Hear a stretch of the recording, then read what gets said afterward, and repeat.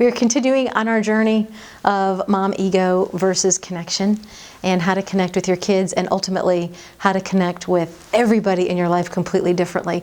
This is tough work. It is a completely different way of acting and being in the world, but it's incredibly powerful.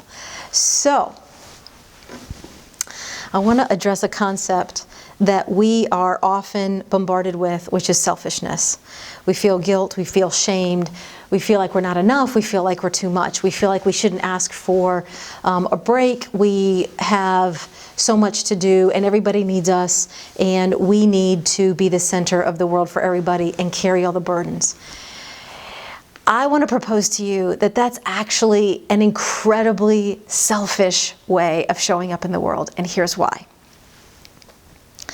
The reason that we would do all that is so that we could kind of control how everybody sees us and how everybody kind of deals with us, because then we'll be great and we'll be awesome and we'll be taking care of everything and people should love us then, right? But it's incredibly kind of manipulative too. So whenever, hold on. I'm going to give us a new definition for manipulation. Manipulation is whenever we are doing things for somebody and expect a certain response in return. And when we don't get that response, we take them to task, hoping that ultimately we'll get the response we want. One example could be at our house, I'm going to give Jordan the special plate, and secretly I kind of hope next week he's going to give me the secret plate. I never say that, but I'm kind of like, hey, here's your secret plate. Hey, you're so special, you're awesome, yay. And then secretly he kind of needs to. And then next week it doesn't happen and I start getting miffed. And then the next week it happens and it doesn't happen and I start getting miffed. And I'm like, hey, don't you think I should get the secret plate? I gave it to you, right? So whenever there's that, hey, don't you think I should get this because I did this for you thing going on, we're squaring the heart of manipulation. It doesn't work for parenting. It doesn't work for relationships. And it's an incredibly selfish way of showing up in the world. So what are the options? Okay, and I know that this is like completely different, right? Acknowledging we have needs. Being really clear what our needs are so that we can communicate them effectively and get them. Let me give you a great example, because this is the epitome of self-care that most moms feel like, oh my gosh, I could never ask for this. So let me run through this.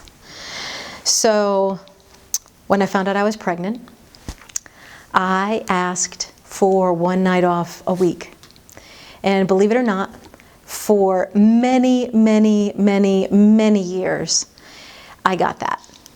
And often, because my husband at the time was traveling, I needed to make a way for that for me to get that even for myself. Whether or not I had support for it, I was going to make it happen. Why? Because I knew that if I had that night off, which was somewhere between an hour to 2 hours off, it was almost always Wednesday nights. Thursday was Survivor night.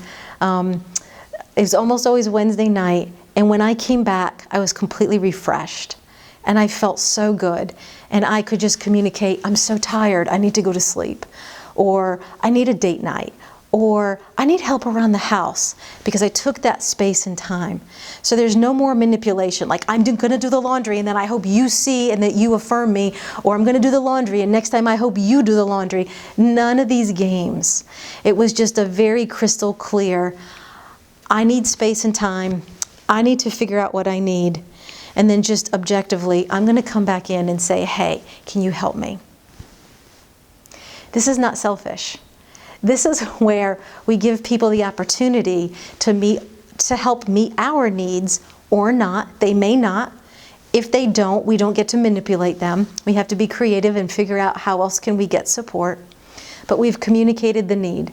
We've allowed them, we've been vulnerable in some way, and we're allowing them to try to meet it. And sometimes it includes our kids meeting our needs.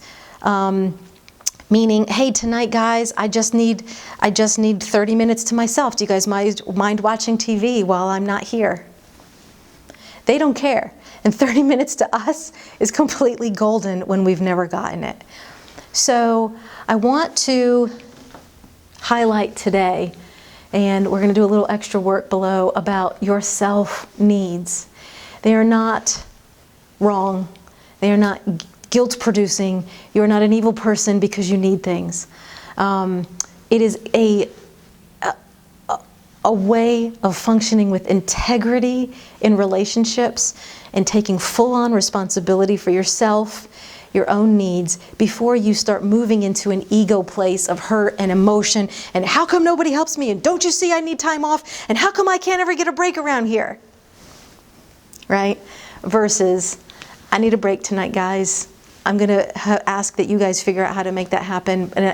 And next week, I'm also going to need another break. So maybe by next week, we can figure out how to make this happen more often than not. Preemptive self-care, self-care in general, incredibly high integrity ways of meeting our own needs so that we don't demand that everybody else meets what only we really can for ourselves.